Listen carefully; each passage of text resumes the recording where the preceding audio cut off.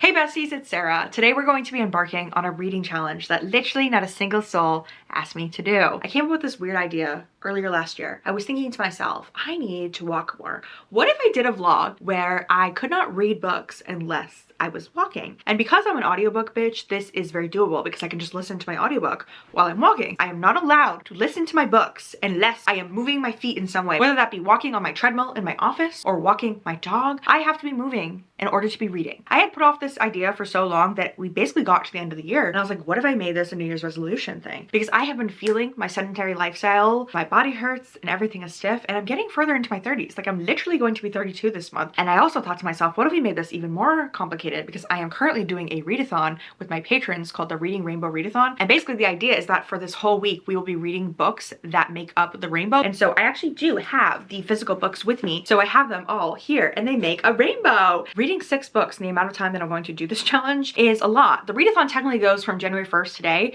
to the 7th, but I think I'm gonna read for 2 weeks because if I have to walk the entire time I'm reading these books, I cannot overdo it. Like, I don't want to hurt myself in the first week of the year. I'm gonna give myself 14 days. And so to my calculations with all the audiobooks and how fast that I listen to books, I need to walk every day for 2 hours in order to read these 6 books. I am going to allow myself to DNF if I want, but I'm really excited about reading all these. That's another thing that I'm excited about doing with this reading challenge. One of my other goals was to read more books this year that I really want to read. But let's go ahead and get into the video. I'm going to change because I haven't done my walking yet for the day. Today is January 1st, like I said. So we're going to start off strong. And I'm not sure what book I want to start with. Part of me wants to start with my red book because I want to read it in order. But the other part of me just wants to be a mood reader. So I think I'm going to decide which one I'm reading and then I will check in with you guys later.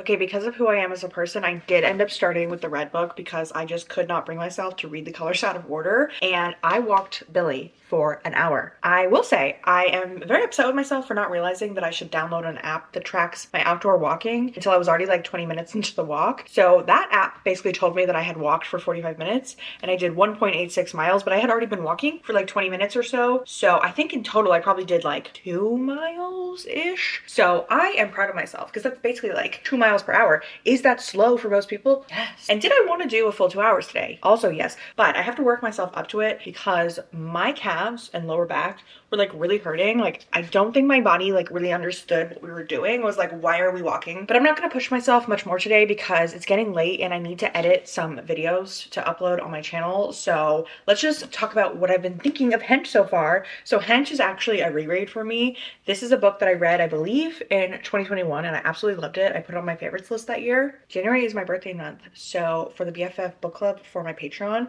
I wanted to pick a book that was one of my favorites for us to read together. So we actually did a live show where we did a book bracket and that's how we decided on Hench. Everybody voted on all of my favorite books. And so I got pretty far into the audiobook because I do listen to my audiobooks very fast. And so even though I was only walking for an hour, I think I'm like a little over 2 hours, like 2 hours and 40 minutes or something into the audiobook. And I am still loving it. This is a villain origin story about a girl named Anna. And she is what they call a hench. And so in this world, superheroes and supervillains are known to the public. They're very popular.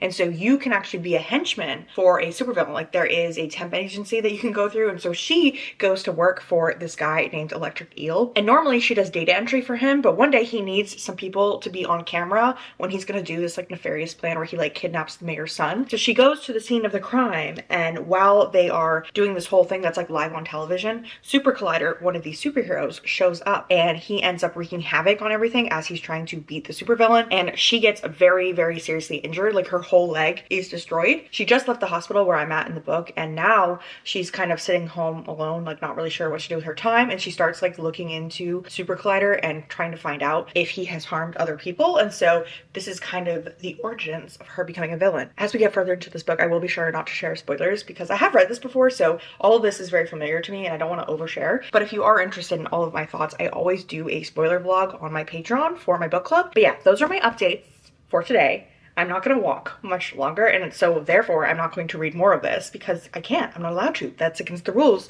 Tomorrow I think I'm going to walk on my treadmill in my office instead of walking outside because I feel like the terrain outside is part of what made the walk really hard today. So we'll have to see how that ends up.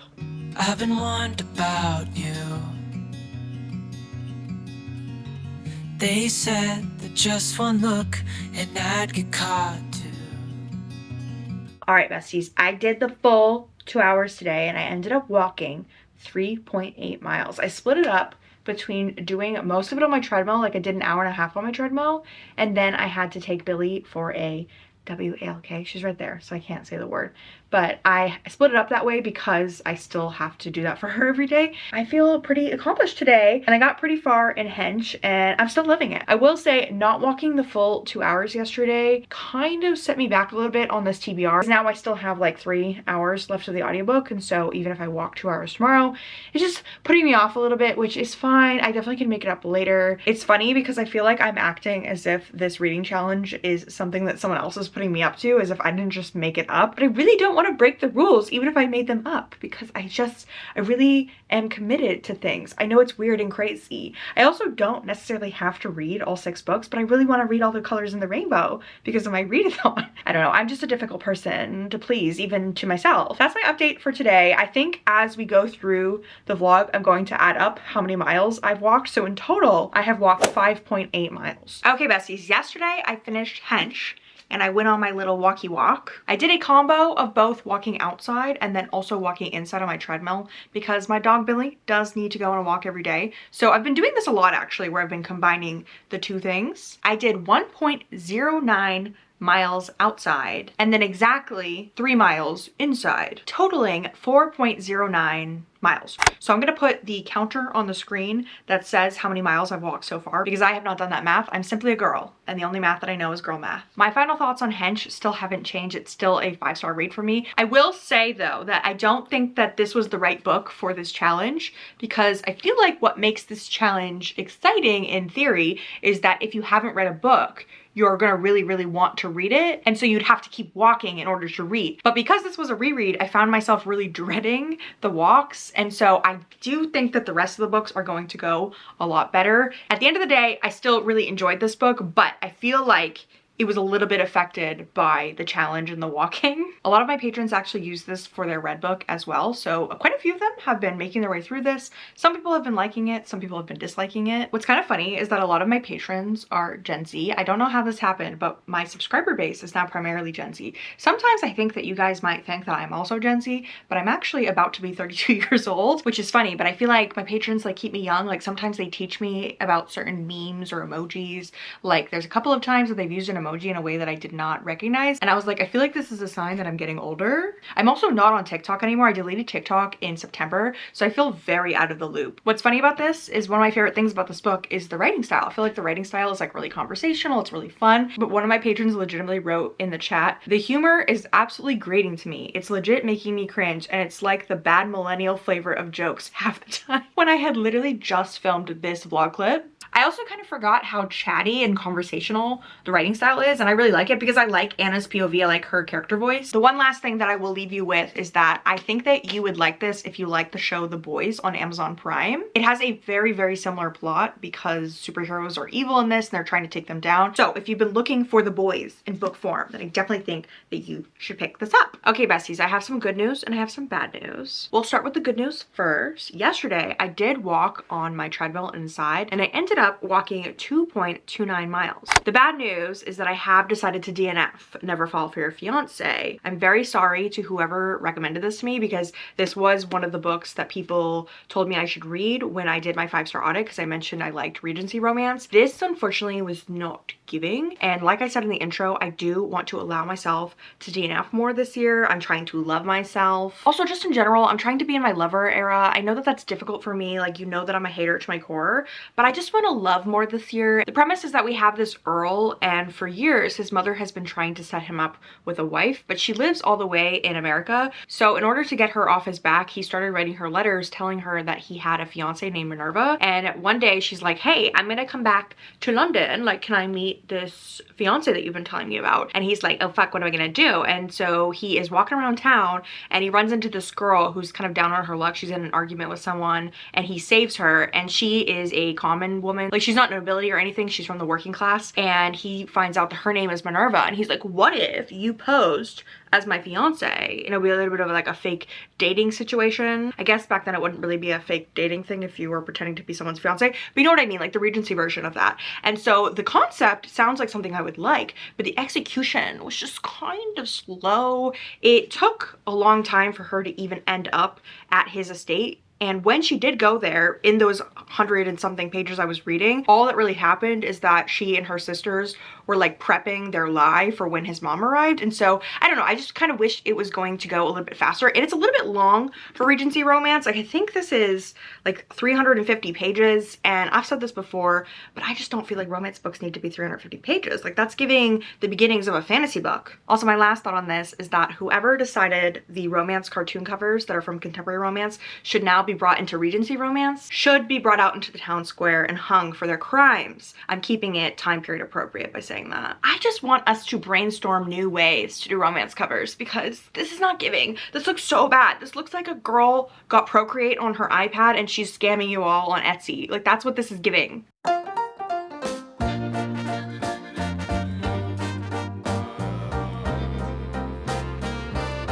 Okay, besties, yesterday I did not do very much walking. I did start The Governess Game by Tessa Dare. I walked Billy outside for about a mile, 0.05. I feel like I should have just said 1.05. Anyway, I'm gonna add that to the total here on the screen. Again, editing Sarah is doing all that math. So I only got like, I think like 20% into this because I was only walking for like 30 minutes. This book opens with a character that we got familiar with in the first book. I guess, whoa, let me back up actually. I didn't explain the series at all. So this is the Girl Meets Duke series by Tessa Dare, where basically every book is literally how it sounds, like a girl meets a duke and then they fall in love. And so the first book I read last year and I absolutely loved it. I thought it was so fun. I rated it 4 stars. And so I really wanted to pick up the sequel because, you know what, I feel like I need to read more Regency romance. Like, I just do. Even though the last one was not really a success, I feel like Tessa Dare is my girl. I always come back to her and she's just a good one. If you know of any good Regency romance authors, please let me know down below. But anyway, I started this and we open on a side character from the first book who is a clock fixer, a clock tuner. I don't really remember the technical term. Basically, her job is she goes into people's homes and she adjusts their clocks. It's a very random profession, but it is hers because she is not a fancy society woman. She is like a working class girl. Apparently she grew up on a ship because her dad was like a sea captain. But anyway, in the last book, she had ran into this guy in a bookstore. It was actually Hatchett's, which is the oldest bookstore in London. I actually went there when I was in the UK. Now that I've been to Hatchett's, I kind of think it's fun for a historical author to include it in their book. But anyway, she met this guy and she's been like in love with him ever since. I will say that's the one thing that I'm not loving about this, because I expected the main character, which by the way, I cannot remember her name, Alexandra. I kind of was expecting Alexandra to be a little bit more, I don't know, independent and not really interested in love because she was a working woman. But she has been like fantasizing about this guy ever since she ran into him at the bookstore and she found out that he was like taking care of these 2 like orphan girls and she recommended some books to him. I don't know, something about a woman pining after a man and being like she fell first just doesn't sit right in my spirit. I don't know, I just kind of feel like she needs to stand up. She ends up at his house because she goes from service entrance to service entrance looking to ask people for work to like fix their clocks. But when she gets there, he's actually there in his like servant area because he's like turning it into like a man cave, which by the way, I'm not loving him. Like, I get that all these dukes are meant to be like rakes where they're just like kind of like, you know, like typical quintessential guy in a Regency romance where he's like, I love to bed women, I'll never settle down. Like, he's kind of giving those vibes. His name is Chase. And I feel like that's a fitting name for him because it feels like the main girl's gonna have to chase him. Through a series of events, he mistakes her for the person interviewing to become the new governess for the little girls that he's taking care of. She's not able to fix clocks anymore because something happens to her tools. And so she has to agree to work for him. And so obviously she's gonna be the governess and they're gonna fall in love. That's about as far as I've gotten. She's met the children. The little girls are kind of like little terrors. They always make their governesses like quit. And so she's kind of got a challenge ahead of her. Obviously, she's going to win over these little girls and then win over the guy. And it's gonna be very heartwarming and whatever. But I guess I'm not loving it because the guy, I don't know, he's kind of giving me the ick. Like, he's giving like Playboy, but like not in a fun way. And he keeps commenting on how attractive he finds her, but it's very much like because he's just a horn dog, you know what I mean? So I'm actually doing reading sprints today with Riley and her patrons. And then when we're doing the sprints, I think I'm gonna walk and read this. And I definitely think I can finish this today. I feel like it's only gonna take me like 2.5 more hours to finish this. And I definitely think I could walk that much today, especially because I took a break yesterday. I feel like taking Billy on that really short, like 25-30 minute walk was really good for me because my calves had been really hurting. And I was kind of getting nervous because also my lower back was hurting, but I looked it up on Reddit and I feel like that's kind of common when you haven't worked out in a long time. And I also got some magnesium supplements. Apparently magnesium helps with the recovery. And I've only been taking it for 2 days, but I kind of feel like it helps. This could be a placebo effect, but I'm a big believer in believing in things that have no evidence. I just realized that's actually a really true thing to say because I was in a religious cult for so many years. I feel like every romance video you do, I tell you like a book that you're like, I'm like, oh, you should read this one because I think you'll like it. And you're like, no. I'm like, I I actually can't. I actually have to punish myself. Reading 6 books for this challenge was probably where I went wrong. It was me, but then you could hear what I said again, but it was like Okay, Riley and I ended up sprinting for 8 hours, but the funny thing is I think we only did 2 reading sprints because every time you get me on reading sprints, it doesn't matter who I'm with or if I'm even by myself, we're not gonna be doing a lot of reading. I just love to gab, I love to chat, I love to spill some tea, I just love to hang out and have a goss sesh. Riley and I were joking that we should stop calling them reading sprints and just call them tea parties because we just want to shoot the shit and hang out. But I was able to finish the governess game, and unfortunately I didn't really like this. I'm gonna give it 3 stars because Tessa Dare is never bad. The writing in this was good. I just didn't like the characters. I think I talked about this in my earlier update, but the guy was just not giving. Also, can we talk about how the guy in the cover looks like an Instagram model? Like, it's not giving either. Like, I don't like this cover. This just didn't have the magic of the first one. The only thing that was cute about it was the 2 little girls that were his wards. I just cannot get into She Fell First. Like, the majority of this book, she is the one that really likes him, and he kind of likes her, and he's talking about her butt a lot, and he thinks she's very pretty, but overall, no pun intended, I didn't love it. The sex scenes were great though, because Tessa Dare writes an amazing sex scene. I love the way she does her intimacy because it's just so like sensual and sultry and the right amount of smutty, but not like too detailed. There's not really much fluids, which is a big plus in my eyes because I hate fluids. I did end up walking 4.12 miles in order to finish this. I feel like we are cruising. I am walking and having a great time in this vlog. Maybe not my reading because I did DNF a book and then read this, but I did like Hench. So we'll see what I think about the rest of my TBR. I have 3 more books to read.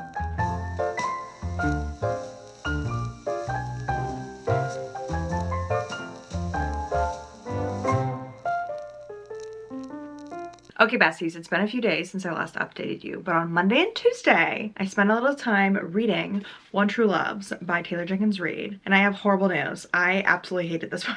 It took me walking 5.87 miles to finish this. It was about like 3 hours-ish. I was not going at the fastest pace when I was walking. It could be because I was hating this. Like, this did not sit well with my soul or my spirit. Like, I really didn't like this. So this is following this girl named Emma, and she has this high school sweetheart that she's madly in love with named Jesse. And one day he sets off on this trip to Alaska and he ends up going down in a helicopter crash. And so everyone believes him to be dead. And now 3 years later, she has rekindled a friendship / relationship with another guy that she knew in high school that she used to work with at her parents' bookstore. And they fall in love and now they are engaged. And right after they get engaged, Jesse comes back from the dead and he shows up and he's like, hey girl, we should get back together. And Emma's like, what? And it's kind of my worst nightmare, to be quite honest. I thought this was going to be a fun love triangle, but honestly, it sent me into a tailspin emotionally. Like, I kind of had a panic attack while I was reading this. Like, I don't know how to explain it, but the choices that Emma makes in this book just really upset me. It made me cry a lot, but not in a like, oh my god, this is so sad, I'm loving it way. Like, genuinely in a like,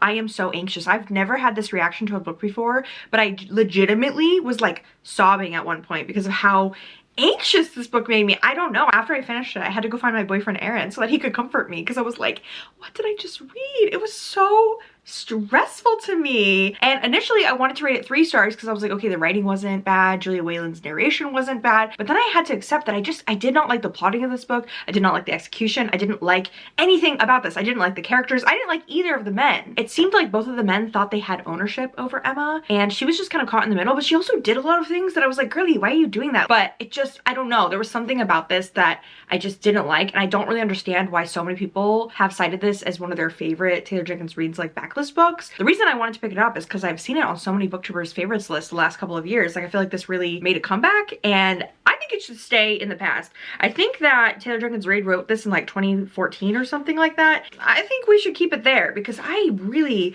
did not like this. So take what you want from that. Maybe you'll like this if you think the plot sounds interesting, but I was so anxious and stressed the entire time I was reading it, and I did not find it romantic. And like I mentioned, I didn't like either of the guys. I feel like they both were acting like they owned her, and it was just a bad time. Also, I realized I'm holding the book with this hand, and this is the hand that I'm missing a nail, which is unfortunate. I feel like I should have held it with this hand because this hand looks a little bit cuter with my nails. Okay, besties, is this video going the way that I thought it was going to? Yes and no. In a sense, it's going well because I have walked quite a lot since January 1st. In another sense, no, because it's taking me so long to finish this TBR. It's literally January 16th today, and I'm gonna update you on this book.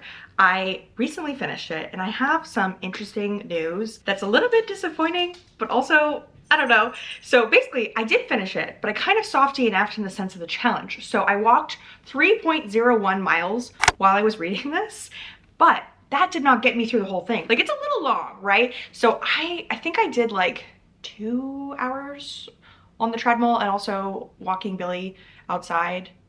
I feel like I shouldn't have said that. She's right behind me. Here's my issue. I didn't love this book.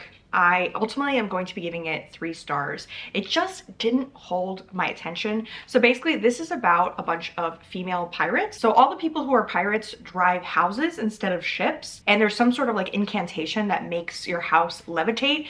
And so what was confusing to me is that it was implied that the women are like the keeper of this spell, but there were also male pirates. The main character is this girl named Cecilia, and at the very start of the book, someone takes a hit out on her. Like, they hire an assassin, that was the word I was looking for. Anyway, they hired an assassin. He shows up at her house, and they immediately kind of have chemistry and start a romance. And so I really liked the romance aspect of this. I felt like Cecilia and Ned were really great together. All the flirting, all the banter, all that together was great. My issue just lies in the world building. I recently read Tress of the Emerald Sea with my Patreon book club, and I feel like the entire time I was comparing this to Tress because it was also about pirates. I feel like Brandon Sanderson did a much better job of like bringing me into the world of Tress, because Tress is also not a traditional pirate story because the seas are made up of spores, and so that's a whole other can of worms that I don't need to explain. But basically in that there's a weird magic system going on, but Brandon Sanderson does a really good job of like explaining it to you. But this one kind of goes so directly into it that it was hard to follow, especially because there's so many characters in this. What I will say is that I did enjoy the humor in this. Like, it has a lot of propriety for the historical setting that it's in. It kind of gives like Regency vibes. I don't know if it's directly Regency, but all the women in this society, despite being pirates, are very prim and proper. Like, even the main character Cecilia, every time Ned tries to talk to her about like sex or her body, she's like, you cannot talk to a lady like that. But at the same time, she's like robbing people in the streets. And so I loved the juxtaposition of that, and I loved the goofiness. Like, if you want to have a silly goofy time, I definitely think that you should pick this up. The world building and just the sheer amount of characters and the drama was so hard for me to follow. Like, it took me a while to even figure out who the villain of this story was, and I was like, who is who? Like, I needed like a whole map of who was who. To be honest, there is actually a character thing at the beginning of this, and I probably should have read it a little bit more closely so I could understand who is who. But like, Emily Bronte was involved in this, and she was like related to somebody, and there was like talks of like Charles Darwin and other random things that I was just like, I don't know what's going on. So I don't know, I just don't know what to say beyond that. I feel like this was missing something, and so it was really disappointing. So basically, to bring it all back to the walking, I did my 3.01 miles, and I was just like, I don't want to walk anymore while I'm reading this, but I also don't want to DNF because I want to see if it gets better, but I'm also tired of walking. Also, I've been like taking like some pole classes and doing other forms of fitness, and I've had to go to the office a couple of times in the last week since I last updated you. And so I was like, I don't want to give up officially. I want to, you know, I want to keep going, but I also cannot keep walking while I'm doing this because like time wasn't allowing. So I broke my own rules, and I did read it while I was being sedentary. That's where I was going with this. So 3 miles for this, but I did read like half of it laying in bed. So I'm very sorry that I did that. I feel like I broke my own rules. I let us all down. But if you look at the mile counter, I feel like, you know, I'm still doing a good job with the walking. This is me lying to myself right now.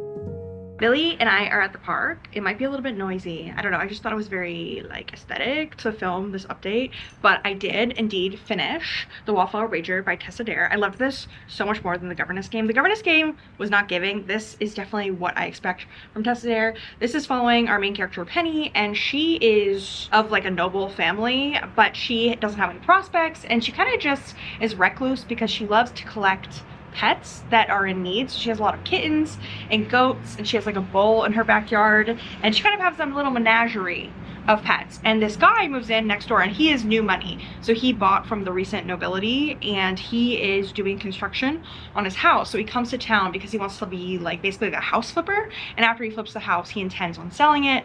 And he does not come from money. He comes from basically nothing.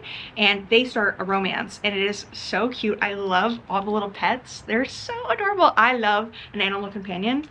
Okay, my animal companion, Billy.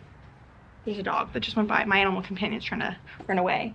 Also, I am sitting at this like table that is kind of teetering back and forth, so I'm sorry if the camera is shaking, but basically this was so cute. I feel like I should probably just finish this update at home, but I don't know. I just want to tell you my initial thoughts. I actually don't know how many miles I walked to finish this because I walked over 2 different sessions, once today at the park, and I also came to the park a couple of weeks ago at night. Just so we all know, today is like February 6th or 7th or something. I don't really remember exactly what day it is, and I have been taking forever to finish this video. It has not been great. This definitely was not what I expected. I thought I was gonna finish all 6 books within 2 weeks, and I don't know, life has been kind of crazy for me lately. I've been having some health issues, and it's been a time. But anyway, I'm feeling kind of awkward talking at the park right now, so I'm going to go home and then we'll finish talking about this and we'll close out the video. For this video, I walked 32.75 miles. If you ask me, that's pretty good for the beginning of the year. It's only February. Did I have some gaps in time where I was not walking? Sure, that is true. But I have been taking pole classes, so I have been being active overall. And I really feel like this was a really good challenge to start off the year. I also really enjoyed doing this Reading Rainbow readathon with my patrons. We actually have another readathon coming up in March. If you're interested, we're going to be doing a new rendition of Slay That series, which is a readathon that I used to host on my channel in like 2015, 2016. And I'm finally bringing it back, baby, and so there will be details about that coming up soon on my Patreon if you're interested. I'm gonna go over all the books that I read in this video and just quickly give my ratings. So this was a reread, gave this 5 stars. This was a DNF, unfortunately. Then we had this is a 3-star, I think, like 2.5, 3 stars. Did not love this, my least favorite in the series. Then we had this is a 1-star book for me. That is a personal decision that I'm making, but I really did not like this. This is a 3-star book, and then of course we just had this one, which I don't think I said what I was gonna rate it, but I'm gonna rate this for 4.5 stars. I really like this. So I think overall we had some wins. We definitely had some loses. To be honest, I do think 2 3-stars, a 1-star, and a DNF aren't great when you're reading 6 books, but that's fine. That's fine. The whole point of this was walking, and walk I did indeed. So let me know down below if you'd be interested in seeing me do any sort of weird reading challenge like this again. I definitely have more in mind that I'm thinking of doing this year. Hope you guys enjoyed this video. If you've made it to the end, then feel free to use one of the like kind of active emojis, like maybe like some sort of exercise, like walking, surfing, whatever you want, whatever your heart desires. I thank you all so much for watching. You're all beautiful. Have a nice day.